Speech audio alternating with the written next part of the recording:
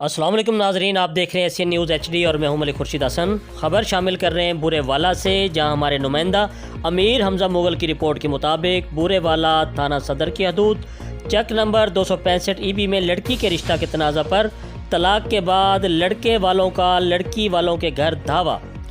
लड़ाई झगड़े के दौरान फायरिंग से 5 अफराद शदीद जख्मी हो गए, जबकि एक हमलावर भी जख्मी हुआ। दोनों फरीकों का तल्लुक गुजर बिरादरी से है। इतला मिलने पर DSP बूरे वाला शमसुद्दीन खान और SHO राना नेक मोहम्मद भारी नफरी के हमरा चक नंबर 265 EB में पहुंच गए और कार्रवाई शुरू कर दी। जख्मियों को तहसील हेडक्वार्टर अस्पताल बूरे वाला मुंतकिल कर दिया गया है। जख्मियों की हालत तफ्तीशनाक बताई जा रही है। पुलिस ने फौरी एक्शन लेते हुए महकमाना कार्रवाई का आगाज़ कर दिया है। जी, मज़ीद खबरों से बाखबर रहने के लिए देखते रहिए एशियन न्यूज़ HD।